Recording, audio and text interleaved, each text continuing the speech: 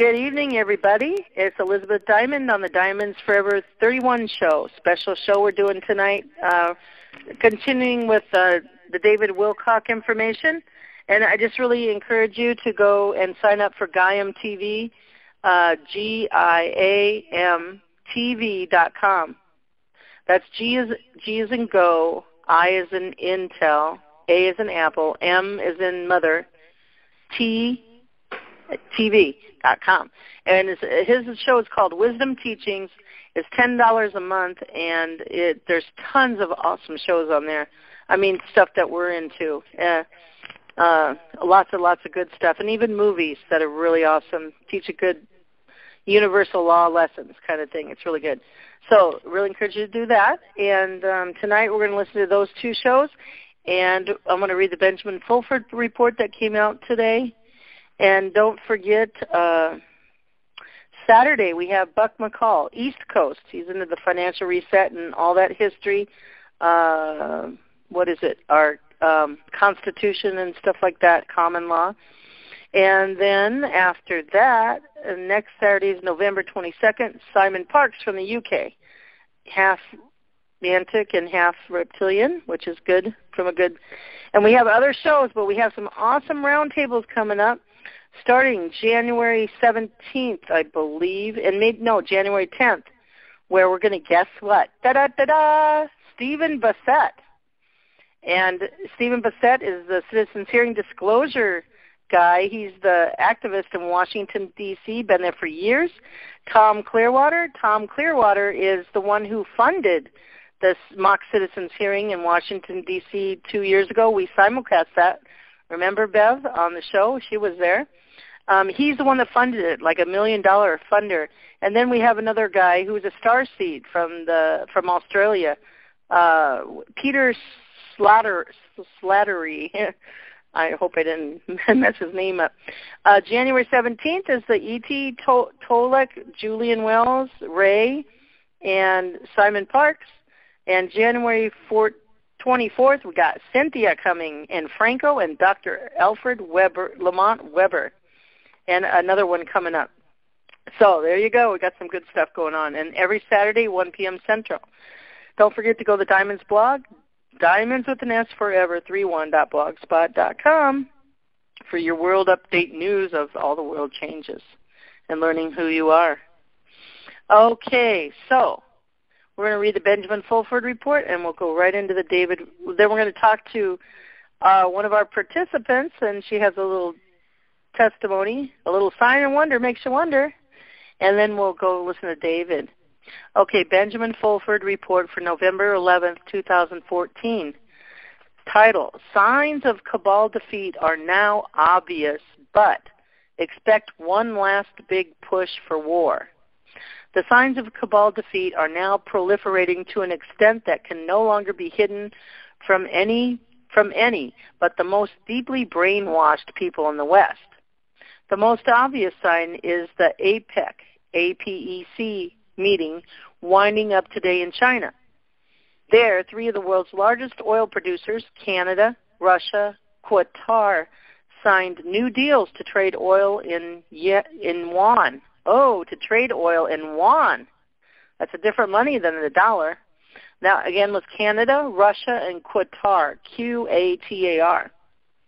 This makes it a mathematical certainty the petrodollar is finished. Wow.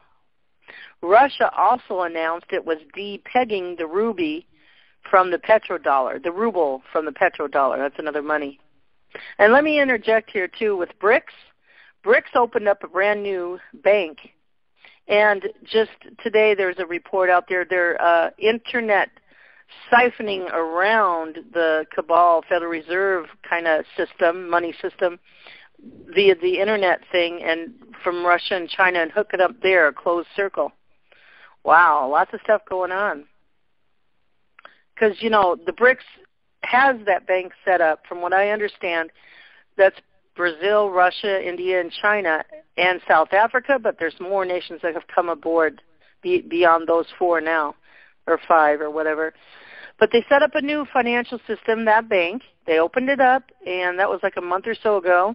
And what they're doing is they're setting up a full stop for, the cabal.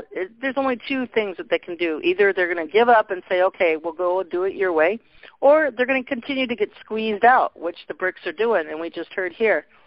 And so if they just want to play it out, the Federal Reserve is going to fall because it is already, and that's the pattern through many thousands of years.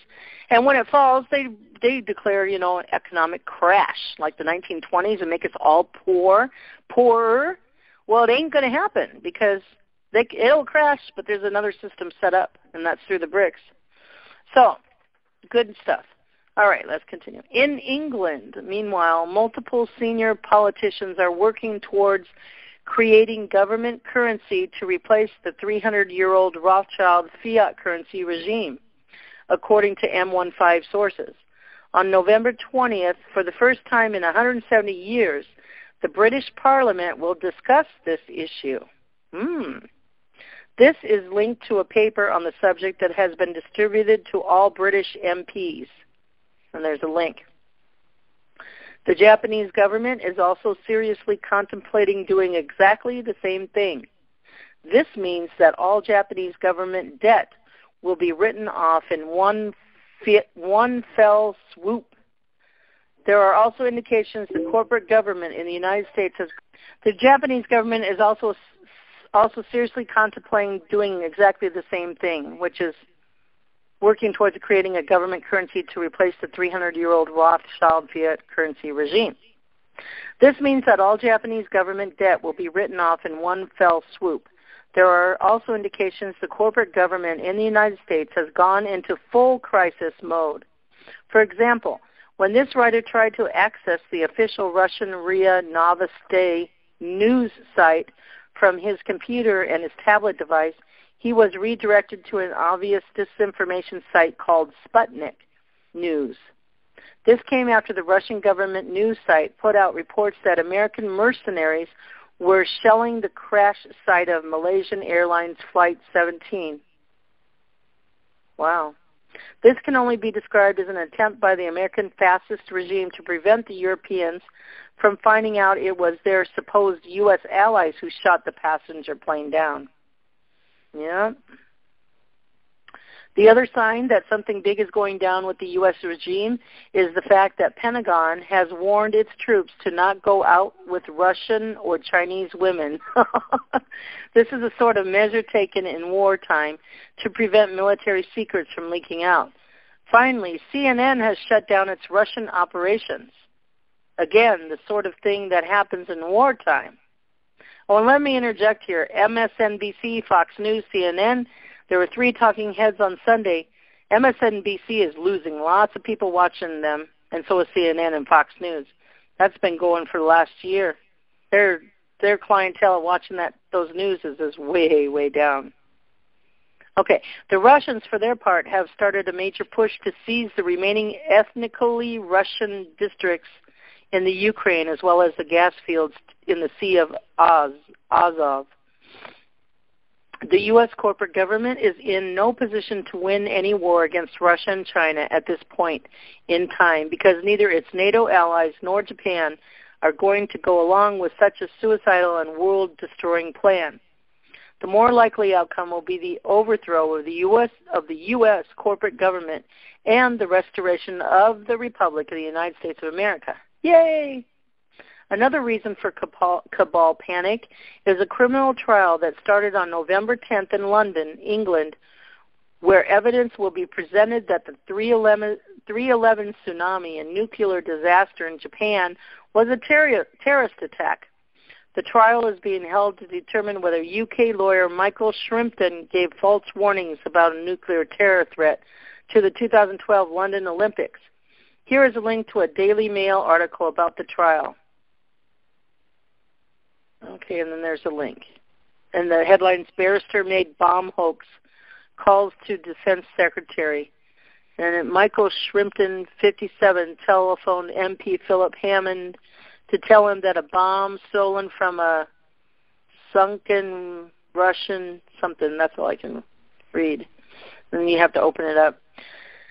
Okay, lined up multiple witnesses to bolster his claim that the nuclear terror threat was, something Japan had already experienced a nuclear terror attack. This writer is scheduled to be one of the witnesses at the trial. Ooh. The trial is important because it will bring lots of information that has appeared online under the forensic scrutiny of a criminal court. If the evidence is good, it will then lead to criminal charges eventually being filed against the perpetrators of 3/11. The Japanese and North Koreans involved in the attack have been offered and have accepted amnesty in exchange for providing information about 3/11.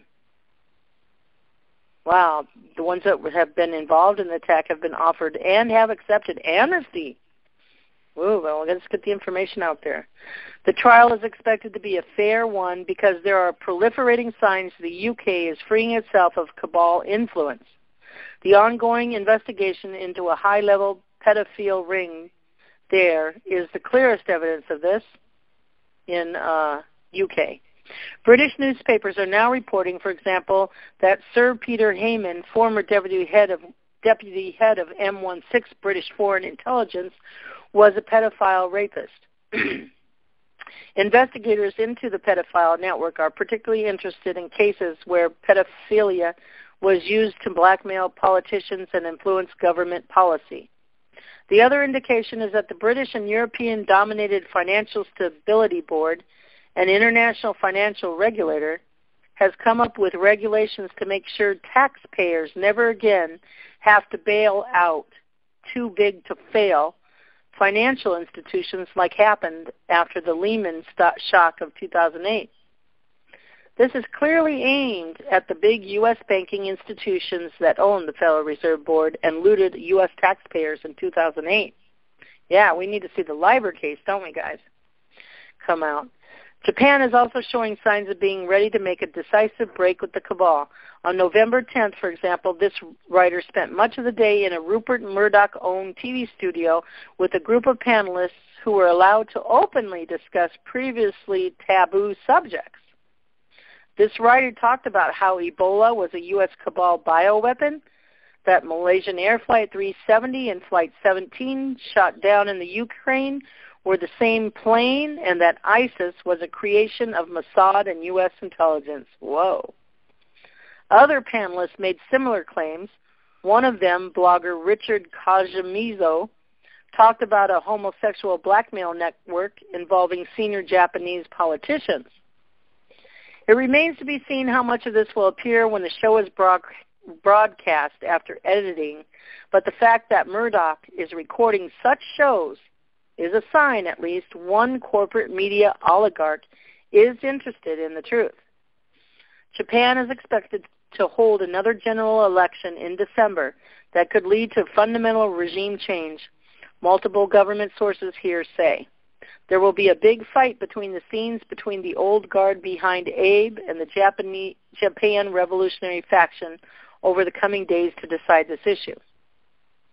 Abe has been damaged in Japan after he was promised to stop provoking China and to eat humble pie in order to get a token meeting with Chinese strongman Xi Jinping. In North Korea, the U.S. agencies recently secretly helped keep Kim Jong-un in power and prevented the takeover of that country by a Chinese-led faction, according to Pentagon sources. That is why North Korea released its last two American prisoners. Interesting. The Pentagon forces in Asia know that it is Japanese and Chinese who are paying their bills these days. That is why they have an interest in acting as a peacekeeper in the region. And that's all. Wow, lots of good news in there. Lots and lots. And by the way, from 2 or 3 sources in the last 2 or 3 weeks, I have heard, these next 2 years, I just heard the other day, between now and 2016, there's going to be tremendous changes. I mean, astounding changes. So fasten your seatbelts, everybody. So, Bev, did you want to come in and give your little story? We're still all alone? We're still on. Did you hear that report? What did you think? I did, yes. Yeah, that was great. That was great. And so now I just want to prelude everybody. Bev's been coming on, and she's, I don't know, for a month or 2 or 3 now, she's been hearing songs inside her head. No, she's not crazy. She's expanding in her vibrations and getting some of her superpowers. So Bev's going to give us an update with the songs, the music she hears. Go ahead. Well, they're still telling me that it's normal. The doctors tell her it's normal, and that's what happens when you lose your hearing. Yeah, when you're going deaf, some people, they say, but I've got over 50 songs. And 50 songs? Wow. They sing them. I mean, I have a man's chorus and I have a woman's chorus. And, they're starting to do, Silver Bells or, getting into Christmas. Uh-huh. I don't know. The doctors, they say you hear music if you're going deaf, but is it really, it can't be that specific. Oh, my goodness, right? Well, I really wouldn't think so, and I try to tell them that. And I told her yesterday, I said, I have over 50 songs. And she said, oh. And that's all she said. Yeah, that's good. You planted that seed, right? God, I get some hint like Jesus Loves Me, and there's a couple of Holy Night, a couple of like church songs, and I get the Marines hymn and the Anchors Away. Goodness. And what else? Give my regards to Broadway, and I'm always chasing rainbows, and and then tell us the variety. A chorus is singing. There's a man sometimes, one man, one woman. Is there like just music too, or sometimes, or how? What's the variety? No, it's a chorus of men and a chorus of women. I don't get any solos. So, and they sing all the songs. There's a couple songs that I get that I don't really recognize. So yeah. I don't know what they are. Oh, really? Like what? What is it? Words? What are some of the words you should try to write them down? I don't think they sing those, but they're very pretty. I just don't. I get a Deste Fidelis and High Noon. It's a weird conglomeration of Old Black Joe and Old Man River, and and I had another Indian chant last night. No, the night before. Another one of those ooh woo ooh woo things. They have very nice deep voices. And so it's kind of like they're on a powwow dancing around the fire and what they sing, right? Is that kind of that? Yeah. I mean, there's no words that I understand, right. But they're singing that Indian language. Yeah. Yeah. Well, it sounds it to me. I mean, it sounds like I think I almost hear little tom-toms in there or something. Tom-toms. What's that? Well, little drums, where they play with their hands rather than sticks. Oh, okay, gotcha. Yeah, wow. So I don't. Beautiful. Yeah, and the other night, Elizabeth, I think I saw a ship. I mean, I told you I see my the stars. They look and they like blink. Yeah, they blink and then they move. They move around, go in circles, and do jig-jags and all that kind of stuff.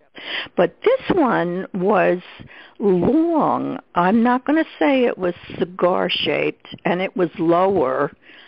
I could see, like, lights, that's how I could see it. There were lights in this cigar-shaped kind of thing, but it could have been a round ship, and that's what it would look like at the angle I was seeing it. Wow. So I got my binoculars, and I could not get it in. I couldn't focus it. Oh, you couldn't. You probably. I know it's hard sometimes when you lift it up and there's so much sky, you couldn't know where it is. Well, no, I found it, but I found a blur. It was just a blurb of light, not a starlight. It was a bigger blurb. Do you think it was a one of those bubbles, what do they call them? No, I could, with my bare eyes, I could see the shape and the lights. But with the binoculars, I couldn't. So I thought, I'm just, well, anyway, I looked at a couple of stars, and I got them in very tight. They were nice.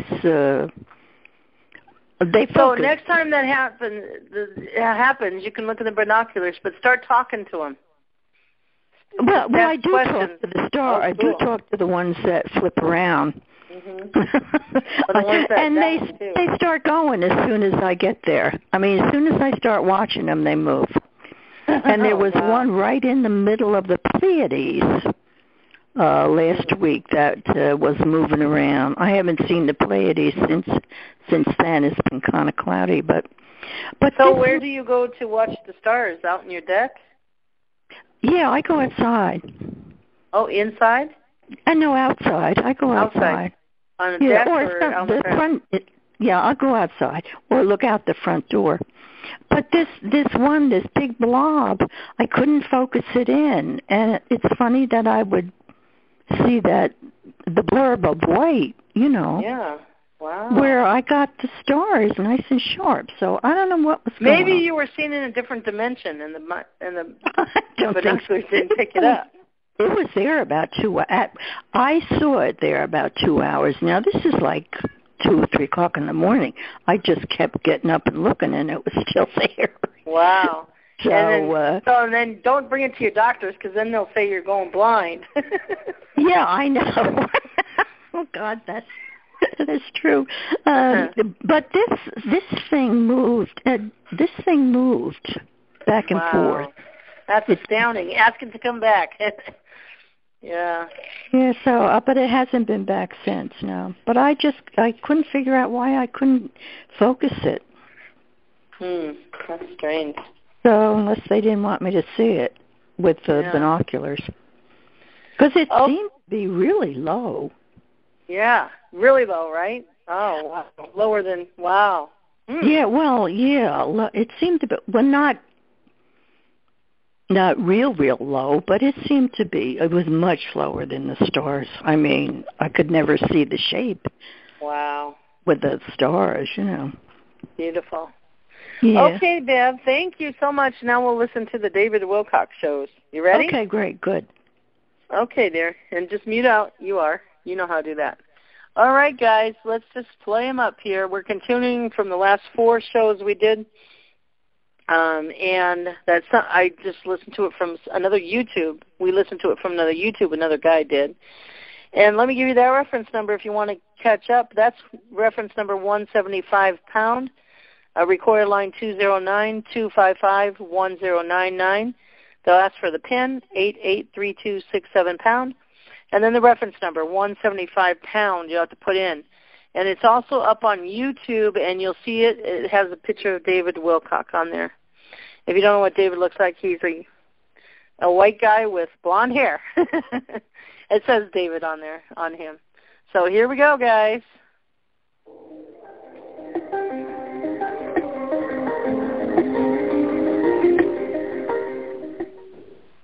Welcome back to Wisdom Teachings.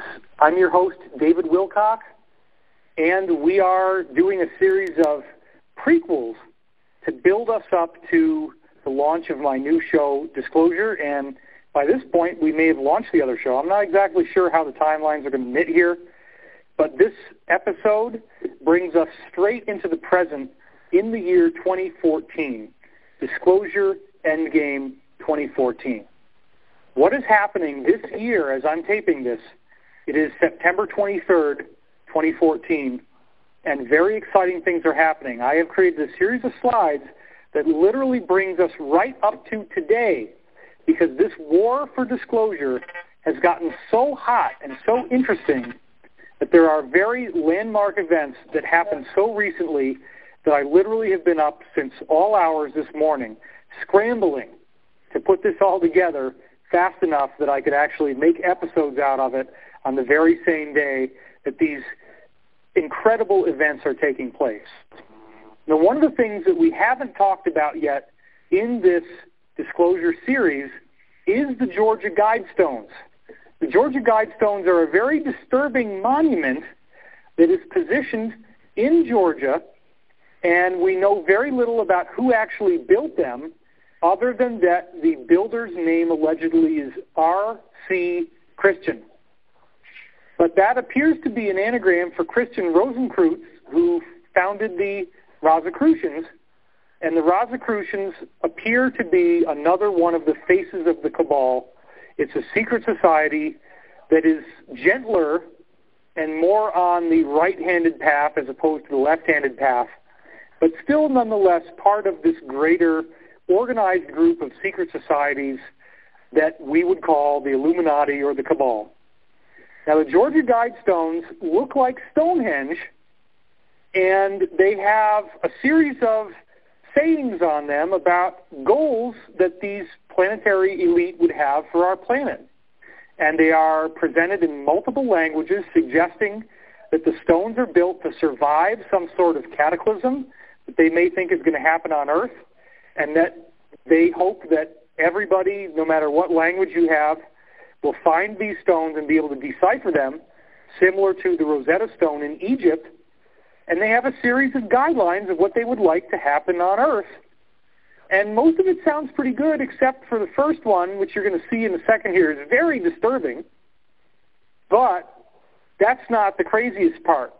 What has only been talked about on a few little websites so far, such as beforeitsnews.com and a few others, is that there was a facelift to the Georgia Guidestones that has happened recently, and it's pretty darn creepy, and it's a good way to start our Disclosure Endgame 2014 episode. So let's check this out now.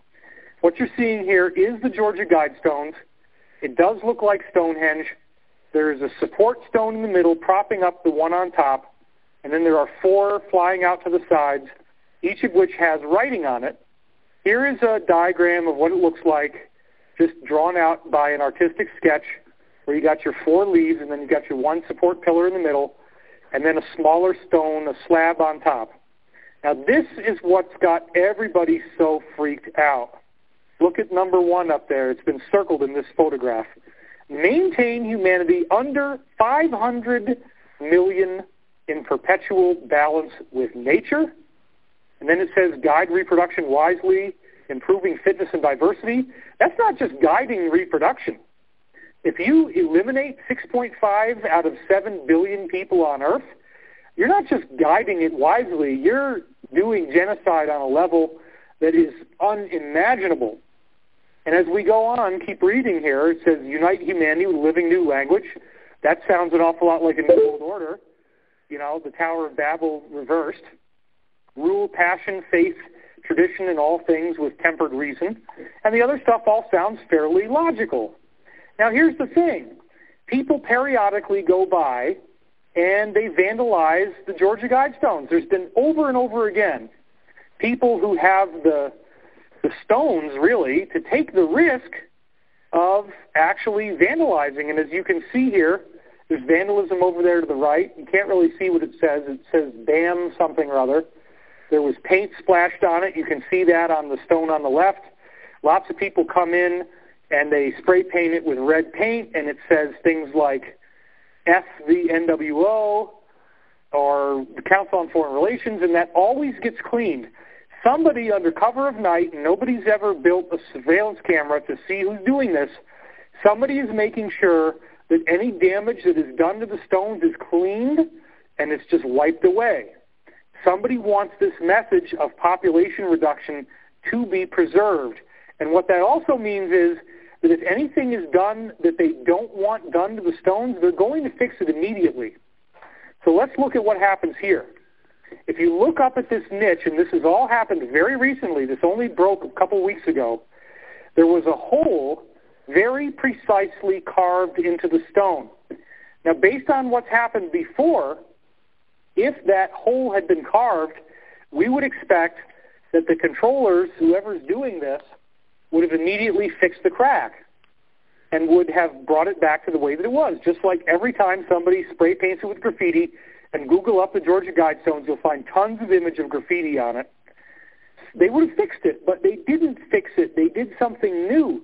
They put a capstone. Let me mute the room in case somebody comes in and spoils the show.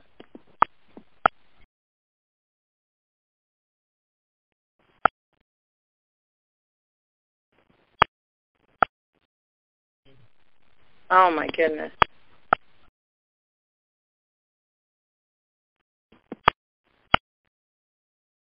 Okay, you guys are all muted. I'll unmute the room when we're done with these shows. Let's go back to David Wilcock. In there. And check this out. The capstone says 2014.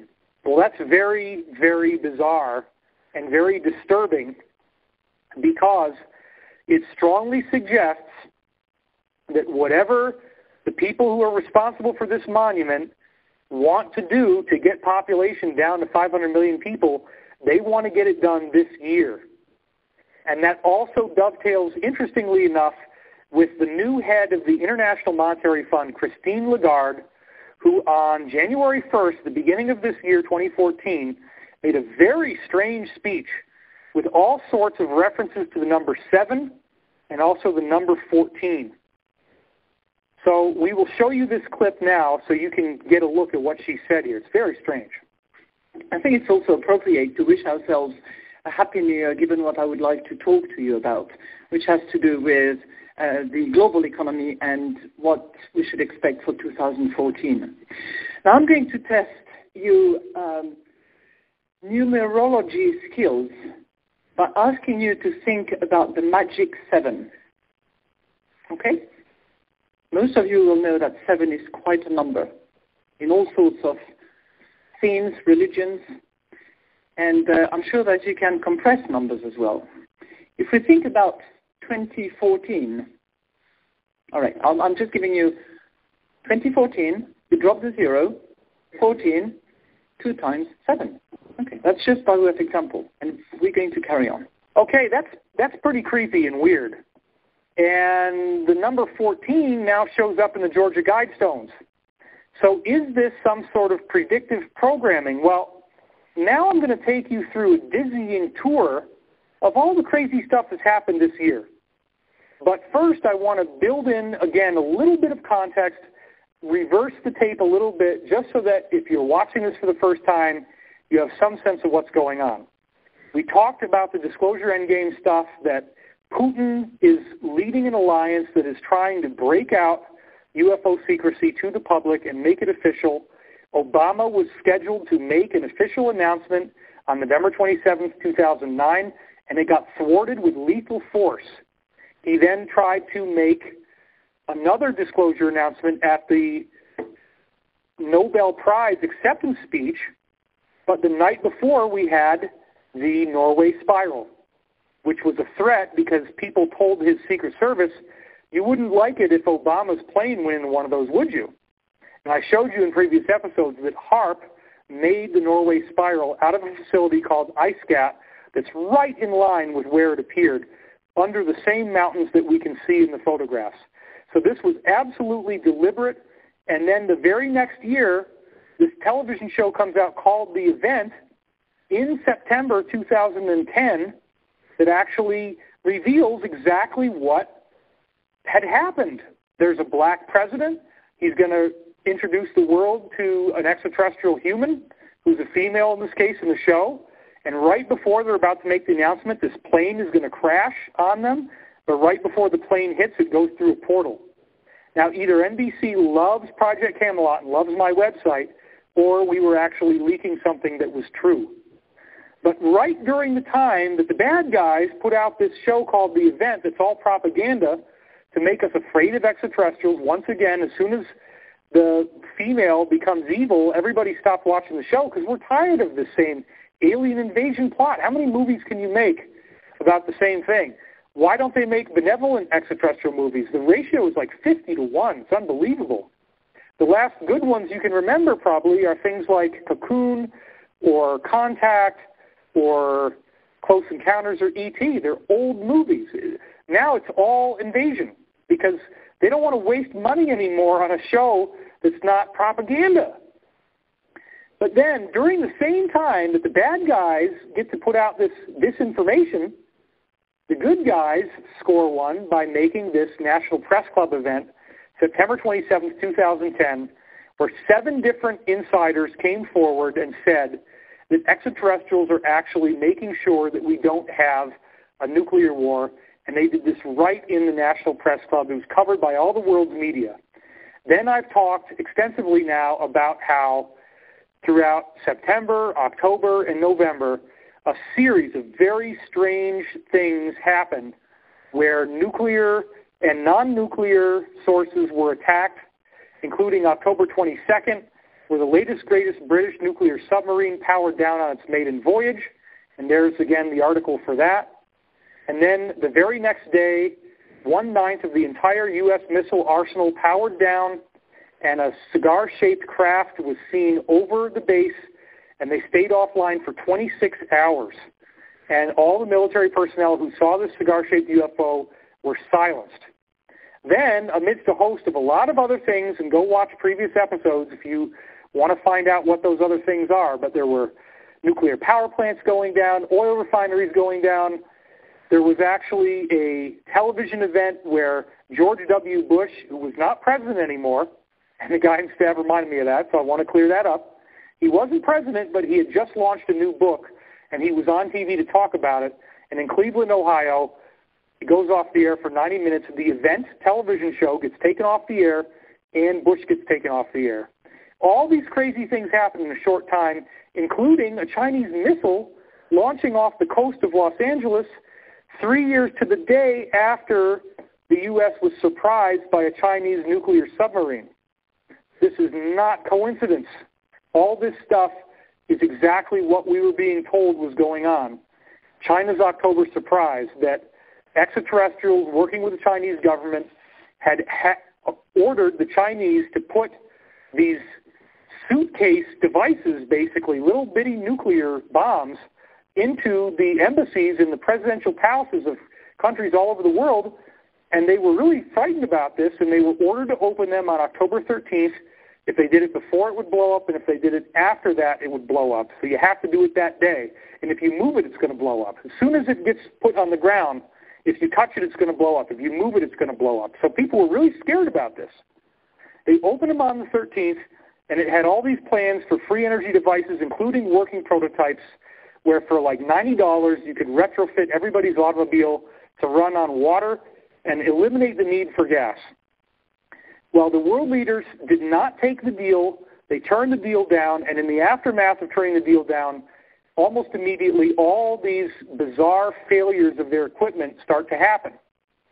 So then, in that same time window, the alliance strikes in a very physical way by doing the WikiLeaks diplomatic cable leak. 250,000 diplomatic emails and cables are leaked. It's very embarrassing because it reveals that Saudi Arabia was working with the U.S. to finance al-Qaeda. So who do you think is behind ISIS? The same people doing the same stuff. They wanted this to have the impact that Snowden did. Notice again, it's the Guardian and the Post, the same people, but it was only alternative media sources like Drudge Report that really ran with the ball and made this into a big deal.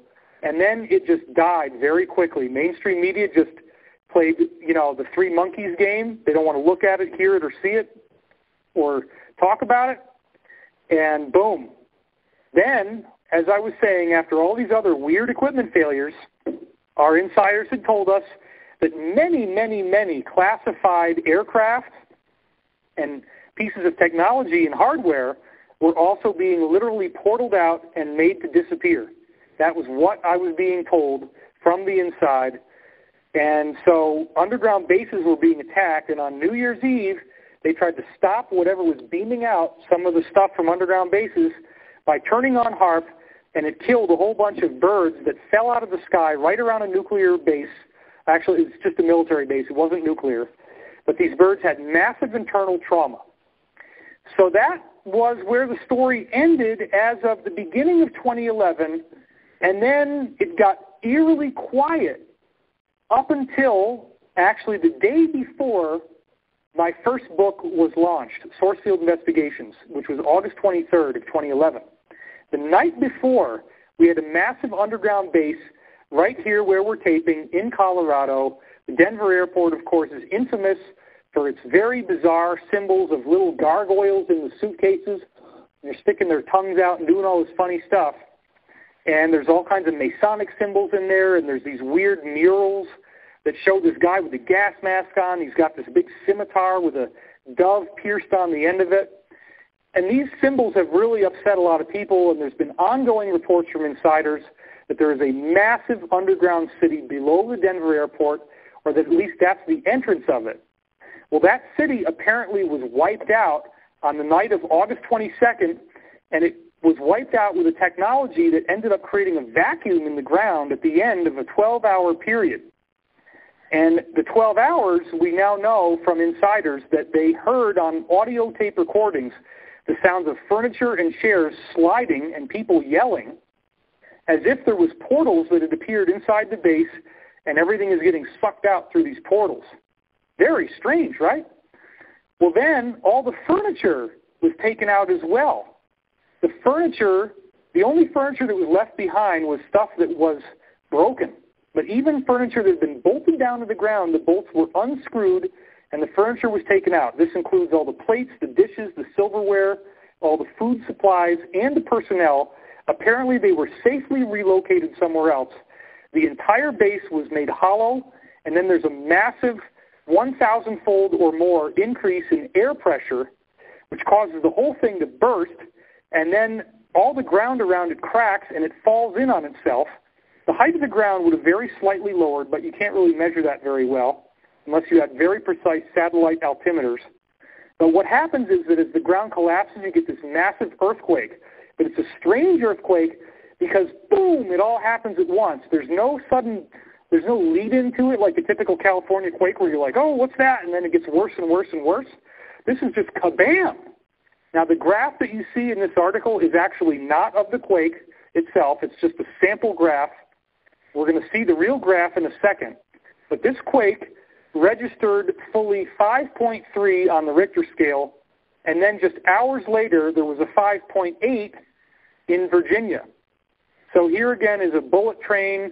It's not exactly what it looks like underground, but there are underground trains that link these bases together, and it was only the next afternoon that the main base under the ground in Washington, D.C. was wiped out, creating a 5.8 massive earthquake on the East Coast. And both of these were very seismically inactive regions. This is not where you would expect earthquakes to happen. That's part of what made this whole thing so strange in the first place.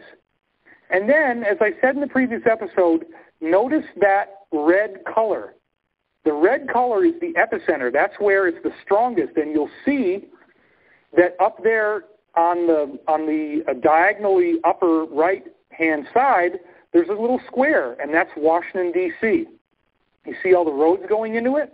That's the size of the city. That square encompasses the city. So notice that the epicenter of this quake is just a very short distance away. There's probably a little shuttle system they can take right under Congress and right under the White House. They can shuttle right over to this base. It's very quick and easy to get there.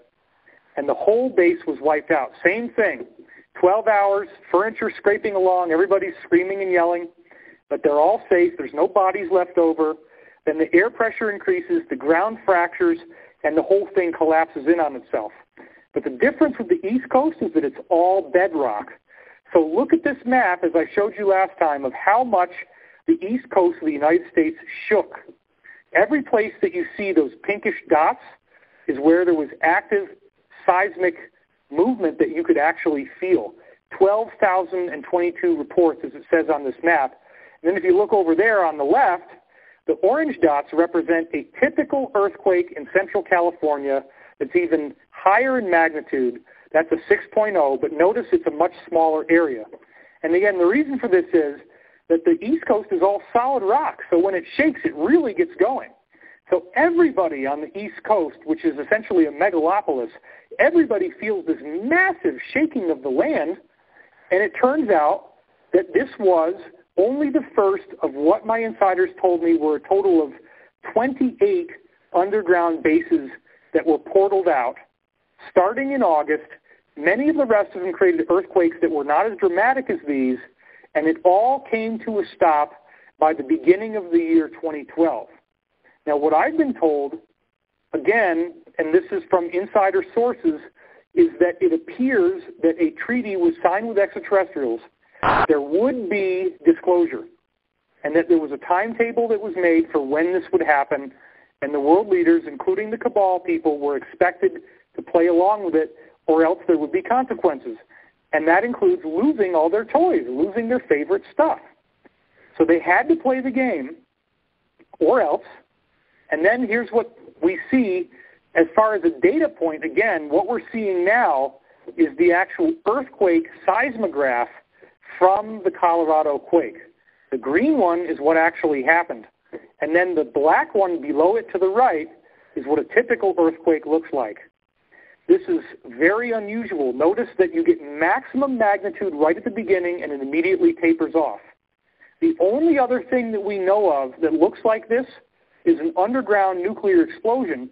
And in the early days, that's what we thought had happened. It was only later that we found out that this was done benevolently and that all the people and all the equipment was removed to a location that we don't actually know where it is. So I would put this in the category of a strange mystery.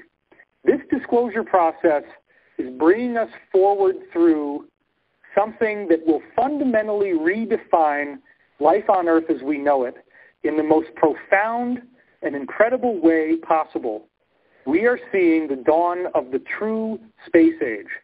This is just the beginning of something that I believe is going to go much farther, and something that fundamentally changes what we will think when we look up in the night sky and see the stars. Because now everyone will know that those stars are surrounded by worlds, and that there are many, many, many worlds like the Earth out there, and many of those worlds have people on them, and many of those people are similar to us, if not exactly like us. There's technology that we will gain. The world is going to become very different. And I believe that the result of the treaty that was signed in 2012, it appears we have at least 3 different sources telling us that there was a treaty.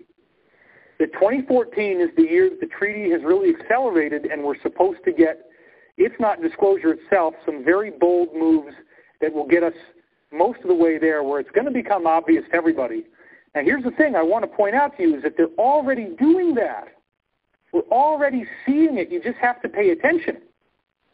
So on the one hand, we're seeing the actual results of the treaty, and the younger cabal people who do not want to play this New World Order game, they don't want to kill a bunch of people, and they are standing up to the older cabal. We also have the BRICS Alliance, which is also a majority of the Pentagon, that has had to defend the Constitution and the people of the United States against foreign and domestic enemies, as it says in the military oath of enlistment. All this stuff is coming to a head because it appears that 2014, or very soon after that, is when the treaty says disclosure is supposed to happen. So you're seeing move and counter-move.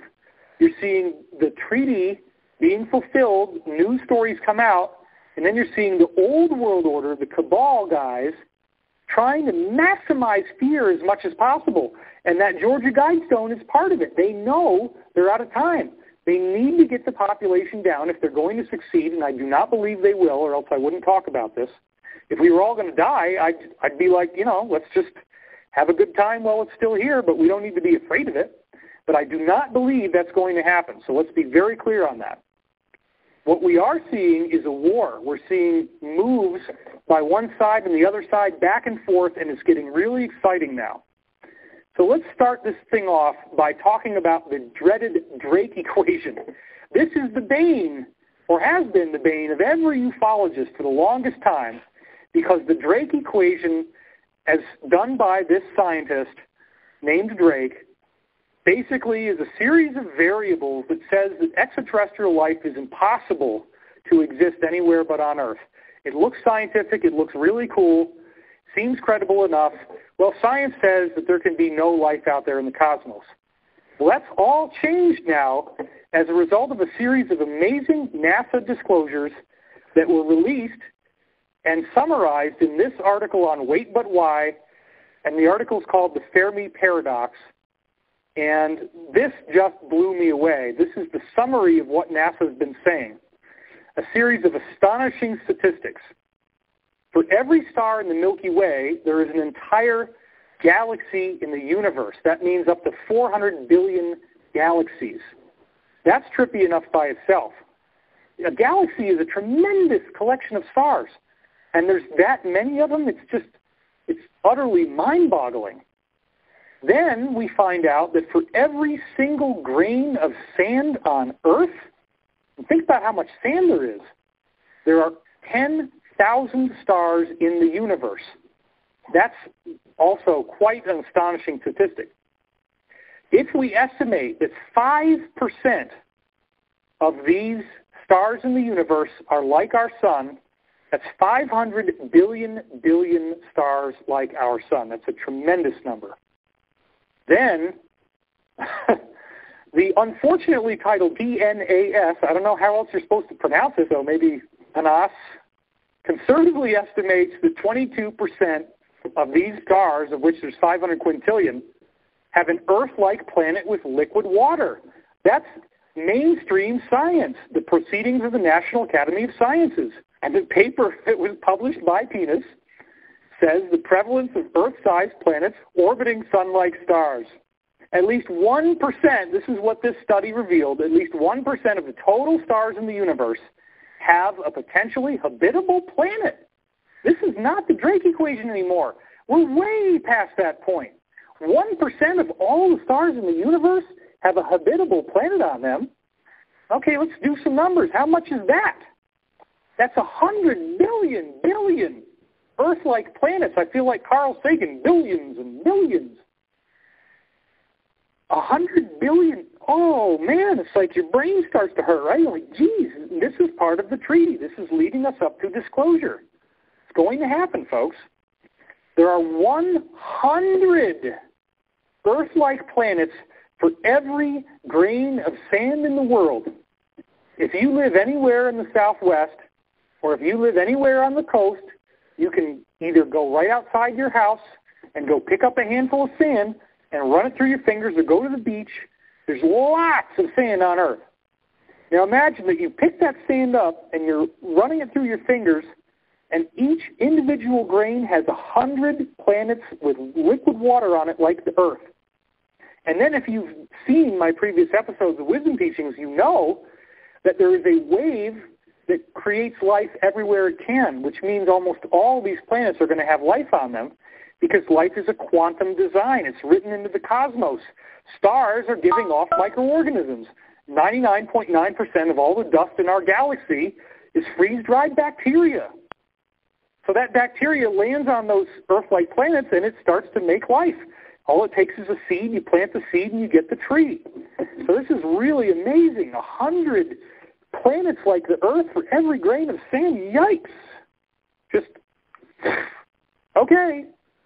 I guess that's what we're dealing with now. That's the truth.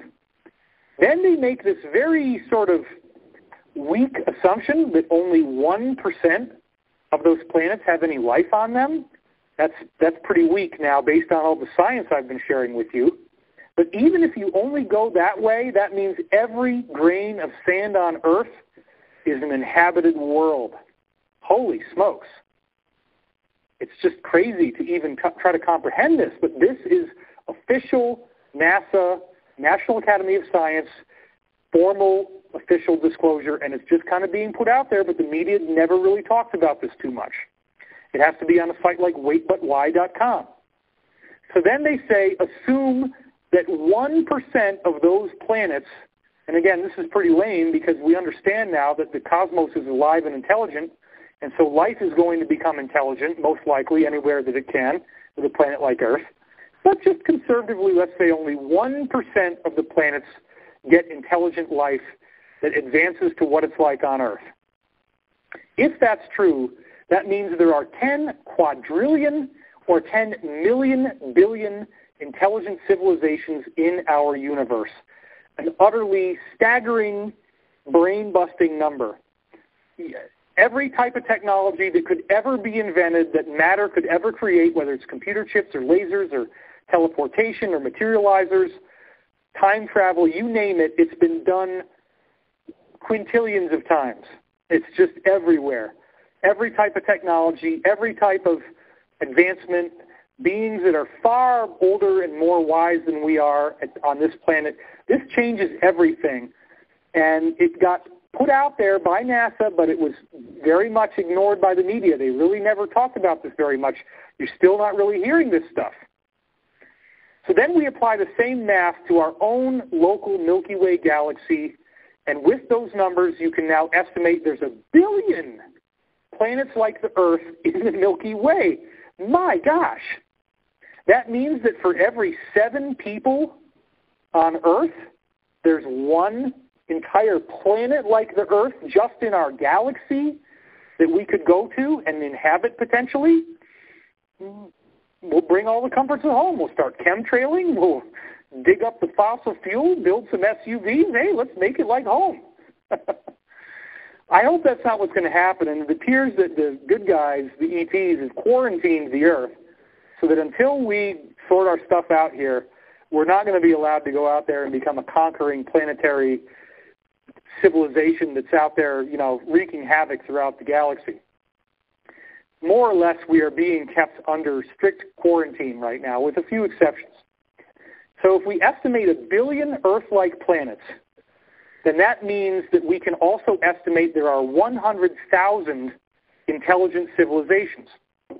And then what you have to do is amp up that number by about 100, because every time there's an Earth-like planet, you're going to get intelligent life. That's the design of the cosmos. That's what it's built to do. And that leaves us with 100 million inhabited worlds in some form. You increase that by a factor of 100, or 1,000 actually. It's more like 1,000. That's exactly the number that we get out of the law of one material, you see. So now things are starting to really add up. They're starting to make a lot more sense. All the numbers are gelling, and we're seeing, in fact, that good old Drake with his Drake equation is not accurate. We're not dealing with 100,000 intelligent civilizations. We're dealing with 100 million just in our galaxy alone. But yet skeptics like Michael Shermer actually said that he estimates that from the Drake equation, there's somewhere between 2.44 to 3.17 intelligent civilizations in our galaxy. I'd like to see the 0.17 guys. What do they look like? I mean, this is ludicrous. It's either 2 or 3. You can't have a 0.17 civilization. But he's a skeptic. He's highly intelligent, right? So then, at the same time, NASA starts putting out statistics about inhabitable worlds, and these are all little guys that are nearby us. As you see here, current potentially habitable exoplanets. And then we find out that just where we are in the Milky Way galaxy, all the stars we see in the night sky could all be fit into this tiny little red circle right there. That's it. And then that same article I was quoting from says that if a planet was born sufficiently before the Earth, then that means that those guys have this massive head start where they could have 3.46 billion years more to evolve than what we've got, which is longer than the entire history of the dinosaur extinction of the present day. So think about how much more advanced that could be. Now, the bad guys, of course, are wanting to see society collapse. Why? Because they're running out of time. This may be the year. That may be why the Georgia Guidestone said 2014. So what are they doing? They're hoping for a mass civil breakdown, and in this article you'll see that Washington Times is reporting that the Pentagon is studying protesters and they're preparing for a mass civil breakdown. And they're also telling us, this was the Pope now, that the global economy is right on the brink of a collapse. But as we'll see in the next episode, and we'll start from here, BRICS launched their own alternative bank to compete with the Federal Reserve so that everybody can get off the dollar on July 15th. So we will start there and bring it right up to the present, if I can get through it in half an hour, next time here on Wisdom Teachings. I'm your host, David Wilcock, and there's way more to come, so stay tuned. More to come, a half an hour. And then I encourage you to guys join GaiaM TV again. GaiaMTV.com. Wisdom Teachings is on there every Monday evening, a half an hour. $10 a month on the internet. Besides that, lots of other shows, lots of categories. Okay, here we go. Write down your questions if you have any. Watch now. Amazing discussion.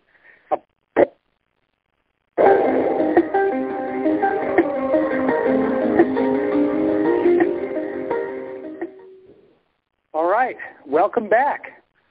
We're going to dive in again and get right up to the present in this amazing discussion of the possibility that there will be an official, formal moment of truth on Earth, possibly this year, 2014. And again, there's not very many months left, and I might be an optimist and Pollyanna, rose-colored glasses here. But at least we can say that it appears that people in the secret government are afraid that disclosure is reaching a critical mass, and this may be the year that it happens. There is very tangible evidence. Now, it could go on 2015, 2016. I hope it doesn't. It might. But there's a big war going on right now, and that is why I'm saying it's possible that 2014 could be the year of disclosure. And in many ways, it's already happening, because in May 2014, disclosure started to move into high gear, and we're seeing an astonishing body of data released by NASA and NASA-affiliated organizations such as the National Academy of Sciences that refuted the Drake equation, which is this interesting-looking set of variables and characters that looks scientific and led to skeptics like Michael Shermer saying we can conclude that there's between 2.44 and 3.17 intelligent civilizations in the galaxy. Like, what does a 0.17 civilization look like, as I said last time? Okay, now it's all changed because with the latest research summarized in this article on a rather unknown little blog called Wait But Why, we're actually seeing that there are many, many Earth-sized planets, as this National Academy of Sciences paper revealed, and the statistics show that at least 1% of all the stars in the universe, of which there's 500 billion, have a potentially habitable Earth-like planet, and that means 100 billion Earth-like planets. That's a tremendous, incredible number. And then there's 100 Earth-like planets for every grain of sand on Earth. That's what the statistics show. And if you just grab some sand and let it run through your fingers and think about 100 worlds and what we've said about life, they're probably all inhabited. The cosmos is biological on a scale we can barely even conceive of, and there's civilizations far more advanced than us. Every type of technology you could ever imagine has been invented redundantly. And then they say if you assume only 1% of these planets actually have life on them, then that means that there's a grain of sand on Earth for every planet in the cosmos that actually has life on it. It's a staggering number, and 1% is probably much too low, as I was saying before. Then if you assume that 1% of those planets have intelligent life, as it is on Earth, and remember, this is NASA saying this, if 1% only has intelligent life, not just life, that means you have 10 quadrillion intelligent inhabited planets in the universe.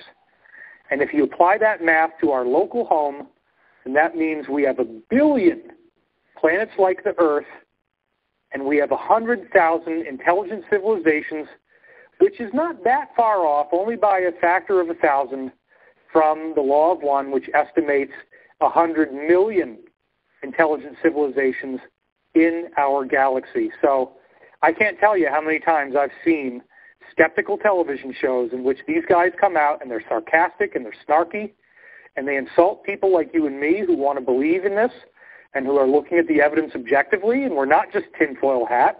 We're actually looking at evidence. And the Drake equation was the hammer of science, but now NASA's been forced to change its tune. They're showing us this map that you see here of potentially habitable exoplanets, some of which are very nearby. And this is all happening this year, 2014. The whole script has suddenly changed. Is that why these very disturbing monuments, the Georgia Guidestones, changed in 2014? Now, of course, number one on all their precepts, said in all these different languages in stone, is that they want to keep population under 500 million people in perpetual balance with nature, meaning the earth becomes like a big playground for the elite. They have just enough people to take care of their needs, and everybody else is wiped out in this permanent, happy New World Order, so to speak. Well, as I said in the previous episode, despite the fact that they get vandalized all the time, and somebody always comes in to clean it up, somebody carved a niche out of the top corner, as you see here, and then a stone was put in, like a cornerstone, and it says 2014. Now, this is also interesting because the Great Pyramid is the only structure that could have a chief cornerstone, meaning a single cornerstone, because that's the capstone that's put back on top of the pyramid, in which a six-sided object, and in Egyptian numerology, 6 means imperfection and evil, turns into a 5-sided object, right, because the flat top is gone. Now you have 4 sides and a base, but no top side. So that becomes 5. 5 is the number of divine perfection. So then the all-seeing eye, originally this all started out as a positive symbol. It was co-opted by the Cabal. That's part of the Law of One story.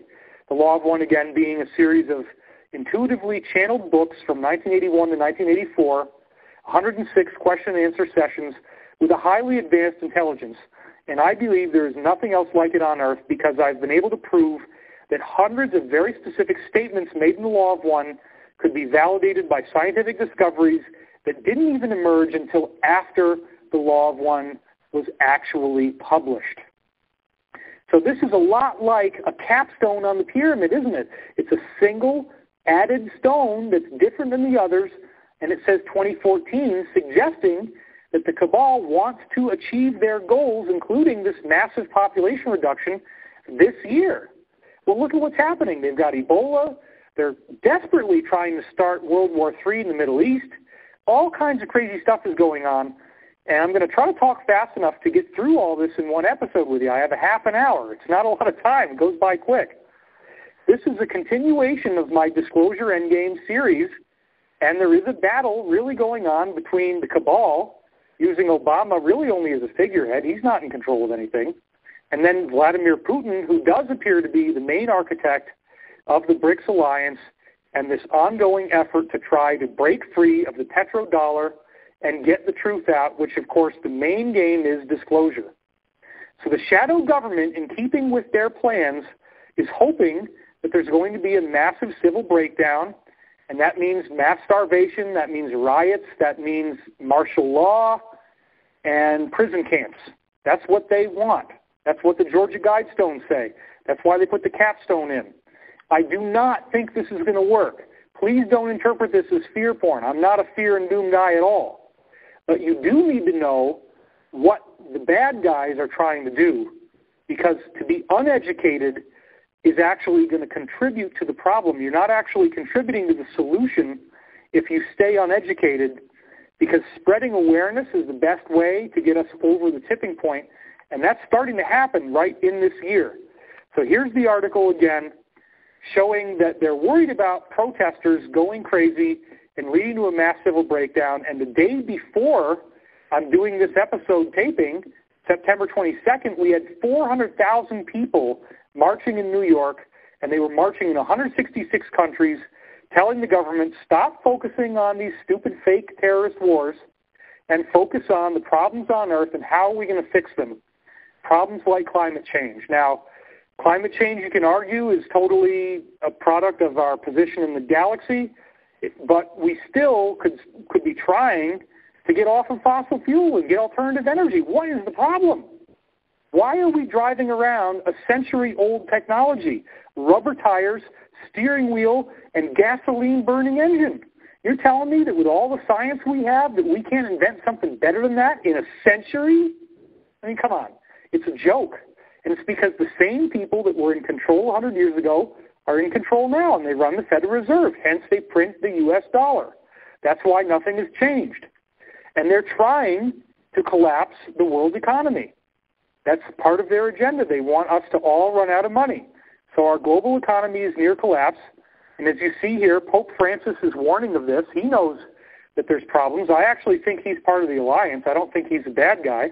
I think he's working for the alliance. I mean, he may have his own problems, and he may have done things that are not savory. I don't know if he could have possibly gotten into that position without having some degree of compromise. But there's lots of evidence that I don't really have time to go into right now showing that he is very likely part of this alliance, because if you remember, Pope John Ratzinger suddenly said, I don't feel good. I don't feel good in that position without having... Let me read the headline to you. It was in August of 2014, shows a picture of Pope Francis speaking on the pulpit. Pope Francis warns the global economy is near collapse. It looks like August 2014, a headline in a paper. Here we go. Some degree of compromise, but there's lots of evidence that I don't really have time to go into right now showing that he is very likely part of this alliance, because if you remember, Pope John Ratzinger suddenly said, I don't feel good. I don't feel good. I got to resign. First time in 700 years somebody's done that. Well, if you look at Pope John Paul, where he's holding himself up and he's barely even conscious, you can be the Pope and be sick and stay the Pope. You don't have to say, I don't feel good anymore. Something happened, and our insiders told me that he was threatened and said, you really wouldn't like it if these pictures of you in compromising positions were released, would you? He said, no. And they said, well, you wouldn't like to be Pope then anymore, would you? He said, no. And Pope Francis comes in. He starts totally reforming the Vatican Bank. He's fired a bunch of the Vatican Bank directors. This is all stuff that's been happening since 2013, and it's ramping up. There's major changes going on, and what's fascinating is how much of it is happening out in the open, and there has been no major change. The cabal is being systematically undermined. The Vatican Bank is being undermined.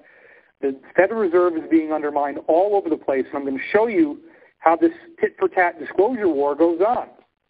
So then the next big move is July 15th of this year, 2014, where the Brazil, Russia, India, China, South America, and South Africa alliance, they're all interconnected now, launches an alternative bank. And this bank gives the possibility for a flow of credit and a flow of lending to occur without the need for the Federal Reserve or the dollar, even though it's currently the global reserve currency, and you have to use it to pay for anything if you're paying from one country to the next. So BRICS is morphing into an anti-dollar alliance. That's July 2nd on this particular website, and there's many others all saying the same thing. Now, here's the next thing. Why are people still acting like corporate news matters? This is very silly. When you start looking at the numbers, hardly anybody is watching corporate television anymore. Public confidence is at an all-time low. Only 18% of Americans, in probably what was a manipulated poll to get the number higher, only 18% said they had a great deal or quite a lot of confidence in television news. That's not very good. And then in the key advertising demographic, meaning the age at which you're going to buy stuff, there's only 177,000 people watching Fox. And even if you go up above age 54, the numbers are not much more than 1 million. It's really low. So very few people are actually watching. So why do we act like Fox matters? And this is the article on Politico.com that shows that. The cable news ratings are sparing no one. Check this out. In the same key demographic, the only one that really matters to the corporations, why they would bother to sell their ads on television at all, MSNBC, the liberal media that Fox is always attacking. Oh, the liberal media. Only 103,000 people are even watching in the key demographic. CNN is only being watched by 99,000 people, and it goes on and on from there. The demographics, the numbers are horrible. So then, the next... Let me just interject here. This was taped. This is how fast things are going. This is taped on September 22nd. Today is November 11th. Right now, the BRICS Alliance Bank is opened. It's opened, and they're morphing it even more. And just this last Saturday, I happened to turn the TV on Sunday. There was 3 talking heads on there talking about how MSNBC has no viewers and CNN and Fox are going down. It's coming on mainstream media. So this is how fast things are going. This is just September. Probably a month and a half. David's done this, and things have come along that far in just a month and a half. Here we go. Next thing that came out, of course, is ISIS. This is from InfoWars. Was a domestic terror threat created by the CIA and the U.S. military. That was June 19th of this year. So people are figuring this stuff out. The CIA facilitated this all out of Saudi Arabia, just like the WikiLeaks said in 2010. On June 13th, this is one of the good disclosure things, we find out that the Earth's got oceans under the surface of the crust, and that those oceans are actually potentially 3 times bigger than the oceans on the surface. So this is amazing because this suggests the possibility that there could be caverns inside the Earth in which life exists, including trees, oceans, rivers, lakes, animals, and plants, and people who live down there. And in fact, we've heard this consistently, that extraterrestrial humans who are managing things on the surface, that part of the cosmic plan is that these pockets build inside the Earth. They're not too far down, and they're only maybe 20 to 40 miles tall, but there can be water in there, and there are people living in there, and that gives them a safe zone where they don't have to mess with the people on the surface. So that's another level of disclosure. People start asking new questions because of this stuff. Now, this really blew me away. I was told by an insider that part of what was going to lead to disclosure was that we would be shown images of sea creatures on the moon Titan. And I was told this about 3 weeks or 4 weeks before the actual news story came out. And what he told me was that NASA is going to reveal pictures of what appear to be life forms that are swimming around. Titan is the only other satellite that we know of that has lakes on it. It's got liquid water of some kind. It's not exactly the same as ours, but life can arise in different types of environments. So I got to say, I got so excited when I saw this come out, I could barely even stand it because I had been told this was what was going to happen, and they didn't say it was a sea creature. They called it a mysterious magic island that appears and disappears. Now, when you're looking at the before image, look at the word image in the black photograph there, and then look right below it. You notice there's that sort of L-shaped area? Well, here's the after image. Now, notice what happens. There's this whole new chunk of stuff that pops up out of nowhere. Now, that doesn't look like much, and it's certainly not an obvious sea creature, but it also says in the article that NASA has a whole variety of photographs of these things appearing and disappearing. And it may be that others will look very much like living creatures, and that could be a major part of disclosure. So there's these efforts being made, and I'm telling you, I'm not lying about this. The skeptic is automatically going to say, well, David is lying. Why would I lie about this? I don't have a reason to try to lie to you. In fact, I believe in karma, and it's very important to me to tell the truth. This is what the guy said, and then it showed up 3 weeks later. I mean, oh my God, I just could barely stand it. It was so amazing. Now, on the very same day that this story about the magic island on Titan comes out, we also get, coincidentally, another article showing us that life grows everywhere. It's talking about all kinds of different ways in which life arises in things like volcanoes. There's life in bacterial form that can grow inside a nuclear reactor. There's tube worms that grow in the sea vents that are in a completely different environment. Some life is not carbon-based. Some of it is silicon-based. It appears that life can grow just about anywhere under any conditions. Therefore, why not in the lakes of Titan? Then also on the very same day, again on Daily Mail, and a lot of this stuff is coming out through Daily Mail, we see an article that basically says, hey, we're going to be able to do time travel. It is a reality. Physicists are simulating the ability to send quantum particles into the past and actually bend them through time using the idea of the Einstein-Rosen bridge as you see here. And I am probably at some point going to do out through Daily Mail. We see an article that basically says, hey, we're going to be able to do time travel. Article headlines on on like the Yahoo News or whatever. Could time travel soon become a reality? ? Physicists simulate sending quantum light particles into the past. Physicists are simulating the ability to send quantum particles into the past and actually bend them through time using the idea of the Einstein-Rosen bridge as you see here. And I am probably at some point going to do a big article on my website. It'll probably be out by the time you see this episode, where I will be summarizing all of this a lot more than I am now. I'm just trying to go through it quickly for you. So 3 days after all three of these things come out, then they announce that there are habitable planets right nearby where we are on Earth.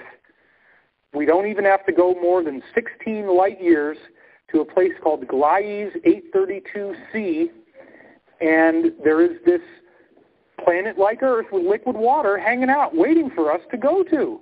So you see, this is all part of the disclosure. There's the planet. And then they make a comparison shot between Gliese 832c and Earth. And you see it's actually got even more land. If we could only travel faster than light speed, which maybe in a physics breakthrough and being able to travel through a wormhole we could, then this is right next door. And again, they trot out this picture in which they show all these currently habitable planets right near us. Now here's another thing that you're not going to see in the mainstream media. I've hardly even heard anybody talk about this in the alternative media. I just haven't had a chance to publish this on my website yet. I've been very, very busy. 50,000 emails were seized by the FBI from Fox here in America. And if you don't believe me, here's the article right on the Daily News. FBI seizes, actually that's 80,000 emails, it says, from Rupert Murdoch's News Corporation as a part of the phone hacking scandal going on in the UK. Now, they've been exposed as colluding between government, police, media, and celebrities and giving, the government tips, and the government is giving them tips, and they're hacking into people's phones. It's crazy.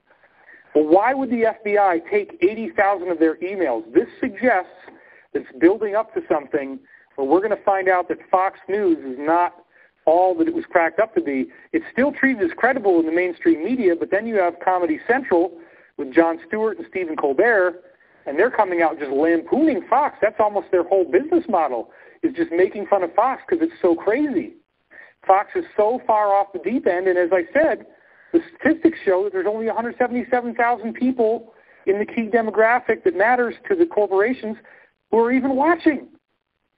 So this is building up to something. The FBI sees these emails for a reason. It's going to ultimately lead to criminal charges, very, very likely. Now, on the same day, another piece of disclosure comes out where we see that robots are going to become the new standard. In fact, here's what happens. Google buys the winning champion robot in a military Robo-Olympics that was sponsored by DARPA. And this robot can climb up and down ladders. It can manipulate tools. It has all the functionality to be able to save people out of a burning building. And, of course, our insiders have told me for a long time now, I've heard this for years, that within another 20 years or so, we will have completely transitioned into a society where our needs are taken care of by artificially intelligent robots who are not evil. Part of what the cabal has done to try to make us afraid of this is to make us think that AI would turn against us. But as I've said before, in order to prevent that from happening, all you need is to make sure that the AI doesn't get weapons that you don't already have. And if you have robots that can go against other robots and you don't allow them to do certain things and you don't allow them to build guns or bombs or whatever, you can fight back. This whole idea that was in the Terminator is ludicrous because that would imply that the robots were the only ones that had that defense capability. As long as you balance out the defense capability, it's not going to happen where AI takes over the planet. But look at the themes. Look at the cabal-driven themes. 2001, HAL takes over the Odyssey. You got the Matrix, where the robots take over the planet and kill everybody. You got the Terminator.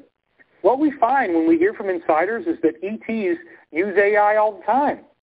They even have artificially intelligent suits that they wear, a smart clothing that cleans your body and protects you when you go through wormholes. We know that the UFOs themselves actually are artificially intelligent, and part of why they're kept in hangars is that they pop open like puppy dogs. They just want you to come in and play. So they have to keep them all lonely and locked away in Area 51 because as soon as a human being walks by, they just pop open and say, come on in, dude. I'm ready. Let's go on a trip. This is going to be fun. And they're not dangerous. So it's very interesting that we're seeing this move towards a robotic society. Now, only 4 days after that comes out, we see another study that says that all life shares a common genetic core. This, again, is a major step in the right direction of disclosure because it says that DNA could not evolve by Darwinian random mutation. There is some inner seed that's like a digital signal that all life shares. So we go all the way back 4 billion years ago, and this now is July 1st, 2014. And we're looking at ribosomes, which are the core in each atom that provides energy. Now that thing on the right that says LUCA, that's the ribosome. Now notice what we're seeing on the left. The archaea is the oldest bacteria on Earth. Then we have yeast below that. Then we have a fruit fly. And last but not least, we have human DNA. Now notice that all the DNA is different, but that part of the ribosome is totally the same. So they're saying that this is very unexpected, very bizarre, and it suggests that there's some inner core that all ribosomes share. So let's read a couple lines here. This is very important. Professor Williams says, at its core, the ribosome is the same everywhere. It is universal, meaning not just on Earth, universal biology. And then it says, evolution can add things on, but it can't change what was already there. Evolution can change the ribosome as long as it does not mess with its core. So what are they saying there? They're saying the ribosome is not based on evolution. It came here before evolution. It's something that supersedes evolution. There's a DNA code that's out there that's doing its magic, you see. So that's a very big step towards disclosure. And then consider that there's now enough habitable planets in the universe that there's one for every grain of sand on Earth. And then you start looking at this stuff, and you start looking at all the other things about biology that can appear in all these different climates. Then 4 days later, after that ribosome thing, another alliance hit comes in. Chile discloses that UFOs have to be real and are not something that was built here, or at least not by any officially acknowledged program. That's July 4th, Independence Day, and they're looking at these photographs, and it doesn't look like a whole lot. You got to zoom in up close, but they're analyzing it in various ways, and they're concluding this has to be an actual flying object in the sky. The second one up close is even more interesting looking. You can see it clearly has a glowing bell on the bottom, some kind of bulb down there. And Chile, an official government, is saying this cannot be anything but a solid physical flying object that has anti-gravity. There's the alliance doing its magic, but again, the resistance to disclosure is so strong that you just got to keep pushing and pushing and pushing. This didn't break the media cover-up. People are still saying that they're skeptical. Then the alliance hits again. 6 days later, the NSA is accused of storing everybody's audio from phone calls, meaning not just the metadata, not just when you made the call, not just that maybe somebody's going to listen to you while you're talking. They're actually taping your audio and storing it on hard drives, and they have it. And also, which it wasn't revealed here in this particular article that you're now looking at, we also know that they are translating the audio with something akin to Siri. And that's what the big Bluffdale, Utah facility that the NSA's got is for. That computer power is way more than they need to store metadata. What they're doing is they're doing the same thing your iPhone does. They store all this data, and they analyze your voice, and they transcribe it, so they have transcripts of what everybody is saying. And there were some journalists that were going to come forward with that, and they were threatened with death, and that's another thing my insiders told me. But notice what the headline is that The Guardian used. The ultimate goal of the NSA is nothing short of total population control. And it says here at least 80% of all the audio calls, at least 80%, are being recorded and stored, and that's totalitarian. They want to control everyone. They don't want anybody to slip through the cracks. Then we find out only 5 days later, again from the Alliance through the Snowden documents, that NSA and the equivalent in Britain, which is GCHQ, are actually going in and manipulating the comment sections on things like YouTube and Facebook. Now, a lot of people in the circles that I run in, if you're familiar with UFOs and you're online, we've been talking about paid government trolls for a long time, and then other people laugh at us, even though a couple people have come forward and said that they worked as paid trolls and that they would disinform on UFO websites. Well, guess what? Now the Snowden documents have a very complex set of protocols that have been leaked in the documents teaching these people how to attack us, teaching them how to infiltrate UFO discussion groups and other types of groups like that, how to sow seeds of disinformation, how to divide the groups, how to all they're trying to do is manipulate public opinion. They take people like me and they make us look crazy. My Wikipedia page, if there even is one, has been argued over so much there's hardly anything on there of any substance at all. There was all kinds of disinformation. I had trouble actually getting a business bank account. When I started Gaiam TV, I created a separate bank account for that to go into, and when I tried to get a bank account, somebody over at the bank Googled me, and when they typed in my name, the first thing that came up in the Google search result was David Wilcock fraud. And that's the result of this kind of stuff. It's called search engine optimization. They deliberately went to the trouble of making sure that the number one word associated with my name on Google is fraud. So we knew this was happening.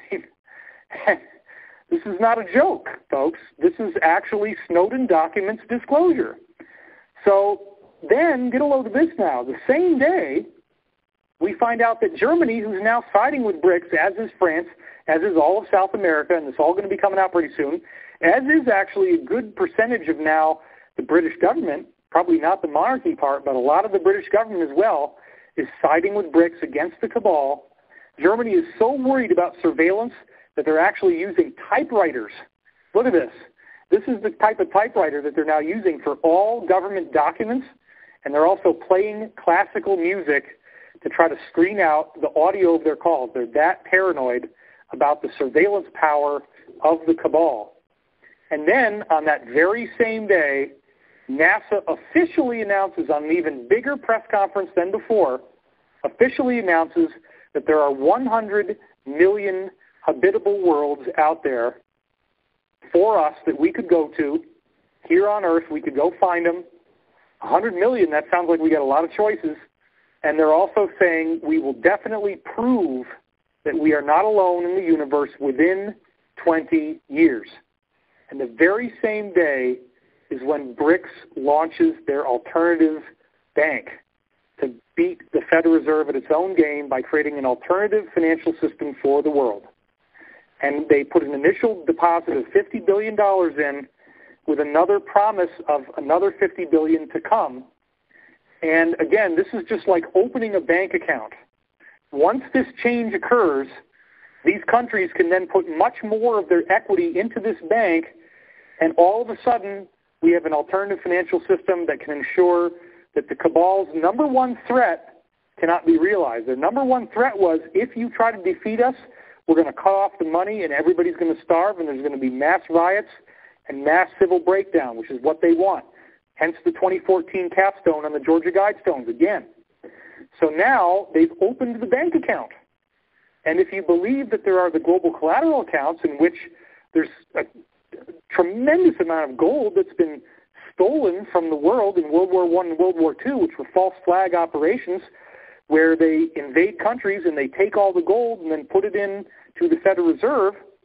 I've documented that extensively in my Financial Tyranny series on my website. You probably have read that if you've been studying my website. I haven't really focused on that as much here. I try to keep things optimistic and light and positive. It's some pretty dark stuff. But the point is, there's a lot of money out there that has been hidden away from us. And once you create a new bank, you can create credit. You can just say, hey, we created more money. So it creates an alternative to the Federal Reserve that allows us to be able to defeat the cabal without society breaking down. And here is an article just to prove to you that BRICS is meeting with the leaders of South America, and they are closing a deal where they are, in fact, going to create a massive worldwide alliance and edge out the cabal. The very next day, my friends, is when that horrible mess with Israel going after Gaza started, and that grabbed all the headlines. Nobody's talking about the BRICS Bank. Nobody's talking about disclosure anymore. It's war and atrocities and fear and pain. And they said that the invasion of Gaza is likely. Then you have the president of Israel saying, never second-guess me again. And you can see what Matt Drudge's opinion of this was by the photo that he paired along with it. But this action seems to be part of a greater initiative. So the Israel thing gets started, and it creates a lot of pain, a lot of fear, a lot of chaos. And they say that their troops are going to remain in Gaza for as long as, quote-unquote, necessary. And then get a load of this. Just to try to manipulate Christians even more, they use this psyop where they show Assad, the leader of Syria, torturing people who are Syrians, and they set this guy's body up to look exactly like Jesus on the cross. You think that's accidental? I don't think so. Because their political base, the base that Fox News uses, is the Republican Christians. And they've gotten the Christians to believe that anything that Israel does is God's will. And they use psyops like that picture to show you that. So this is some of the dark and scary stuff, but we're going to talk in the next time about the good stuff, and we're going to hopefully get it right up to what's been happening right up to the time, the day that I'm taping. Right now, there's people lining Wall Street and trying to prevent the bankers from getting into Wall Street. So things are really heating up, and we'll have more to talk about this battle for disclosure next time here on Wisdom Teachings. And I'm your host, David Wilcock. I thank you for watching. Okay, and let me add to that before we forget that I found today regarding BRICS nations and Russia and how they said they're using, the typewriters to correspondences to go around so the cabal can't listen. Well, here's what came out today. Chinese routing errors redirect Russian traffic. Is this linked to the BRICS nations squeezing out the Federal Reserve Bank and all that goes with it? In recent weeks, so there's only 4 sentences. In recent weeks, Russian President Vladimir Putin announced a plan to enact measures to protect the Internet of Russia. In a speech to the Russian National Security Council, he said, "We need to greatly improve the security of domestic communications networks and information resources." Perhaps he should add Internet routing security to his list because on a number of occasions in that past year, Russian Internet traffic, including domestic traffic, was rerouted out of the country due to routing errors by China Telecom. So he said we need to greatly improve the security of our domestic communication networks and information resources. They're rerouting this so they can reroute it around the cabal network of spying and manipulation and spying on them. Wow, this is really good. So that's it for this call, but let me just take any questions anybody has, any comments, concerns, anything you want to say. Let me unmute the room. Give me a second. Okay, you can star 6 to come on in to unmute. If anybody has questions, comments. What'd you think, Bev? Did you get enough good news? Am I there? Yeah, you're here. Okay. There you go. No, I just wonder how they can compare a grain of sand with all. How did they know all that? NASA? Yeah. The stars and mathematical equations and all that. I don't know. But who counted the grains of sand? Yeah, that's a good question. Yeah, I know.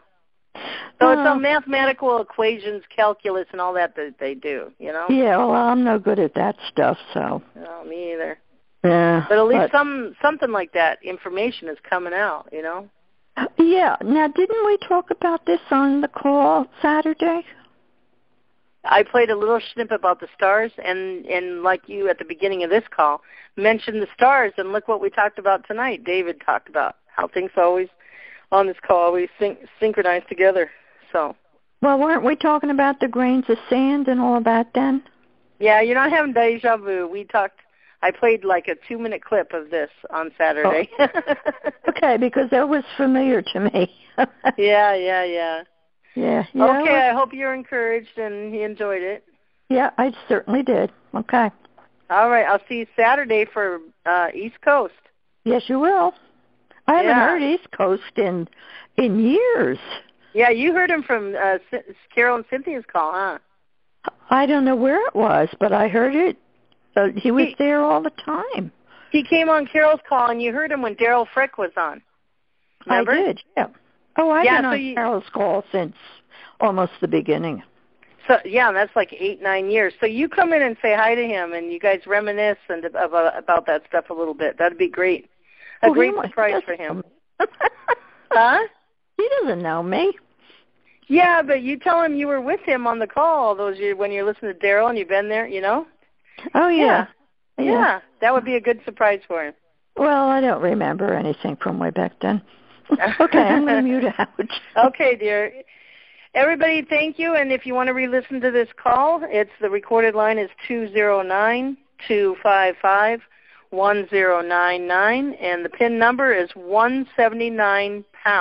No, sorry. The PIN number, then they'll ask 883267#, and then the reference number you'll dial in is 180#. Now, I'll get this uploaded to YouTube in a couple days, and I'll post the link tonight on the blog, or you can call by phone. So have a great night. Blessings of love, peace, and joy turning to bliss to you, and keep on shining like the diamonds you are. All right, guys. Have a great evening. Talk to you Saturday, 1 p.m. Central, 2 p.m. Eastern Time. Namaste. Thanks, Elizabeth. Good night. Good night, honey.